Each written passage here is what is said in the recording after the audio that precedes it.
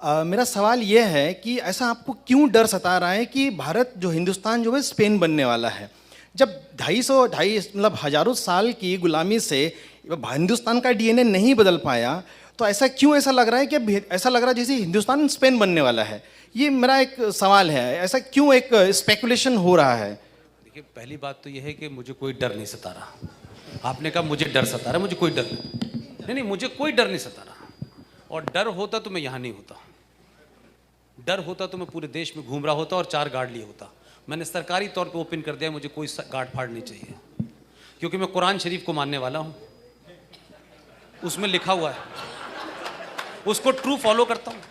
उसमें लिखा हुआ है कि आपके जाने का वक्त और जगह तय है। वो नागपुर हो, वो अलीगढ़ हो, वो मुझे नहीं पता। जब जाना होगा तो मैं अपनी मर्जी से जाऊंगा, किसी के कहने से नहीं जाऊंगा। एक बात।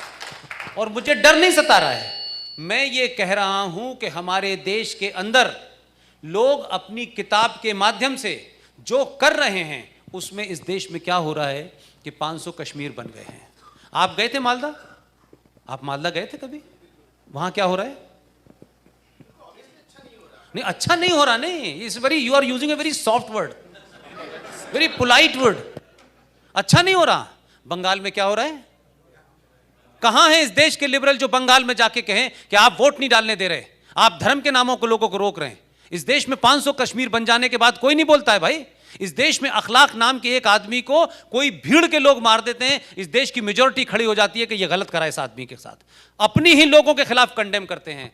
लेकिन आप मुझे बताएं, कोई एक तो मुझे घटना बता दें इस देश में। अंकित को भी मारा, नारंग को भी मारा, कल परसों त्यागी को भी मारा। एक सच्चा मुसलमान पैदा नहीं हुआ यह कहने वाला कि यह गलत हुआ है, हम इसके खिलाफ हैं।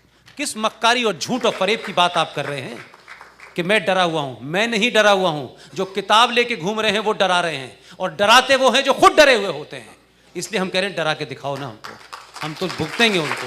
इसलिए उनका जवाब मैंने किसी से नहीं कहा कि आप हथियार लेके घूमिएगा। मैंने किसी से नहीं कहा। यह दुनिया की पहली कौम है, यह पहली दुनिया की कौम है कि इसका हर भगवान एक हथियार रखता है। लेकिन ये उसके उपासक हैं, ये भगवान से भी बड़े भगवान हैं। कहते हैं तुम्हें जरूरत पड़ेगी, हमें नहीं पड़ेगी। ये नहीं रखते। ये गलती से 1% भटक गए, उन्होंने उनका हथियार ले लिया तो बहुत लोगों के हथियार हाथ से बाहर आ जाएंगे। इसलिए मैं कह रहा हूं, ये समाज, ये जो हिंदू समाज है, ये अहिंसक रहे, ये टॉलरेंट रहे। ये इस देश के 25 से 35 करोड़ मुसलमानों को इसका ध्यान रखना है। अगर उन्हें यह गलतफहमी हो गई है कि सरे बाजार कुछ लोगों का मर्डर कर देंगे, कत्ल कर देंगे और डर पैदा कर देंगे, तो ध्यान रखिएगा, पूरी दुनिया में जो आतंकवाद की फिलॉसफी है वो मेजॉरिटी आतंकवाद सक्सेसफुल होता है, माइनॉरिटी नहीं होता है। अल्लाह से खैर करें कि 700 साल की चुप्पी के बाद अगर इन्हें अपने पुरुषार्थ का पता चल गया तो कई परशुराम खड़े हो जाएंगे।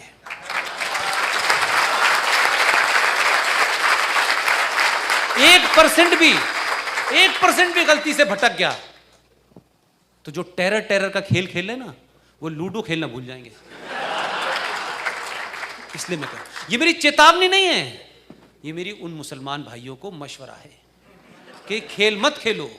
बहुत दिन हो गए, इनका संयम टूट गया, तो किस किस का टूटेगा पता नहीं। Right sir? मैं कतई नहीं डरा हुआ हूं।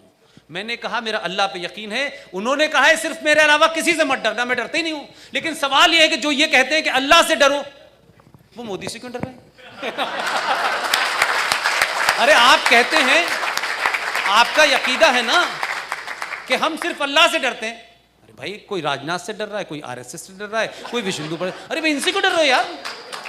तो पता ये चला कि आपका ईमान अल्लाह पे भी पूरा नहीं है, उसके साथ भी आपने मिलावट की हुई है। इसलिए डर आपको किसी और से लग रहा है। जिस दिन अल्लाह पे पूरा यकीन रखोगे, माफ कीजिएगा, आपको डर नहीं लगेगा, क्योंकि मुझे भी नहीं लगता, क्योंकि मेरा अल्लाह पे यकीन है। ठीक है?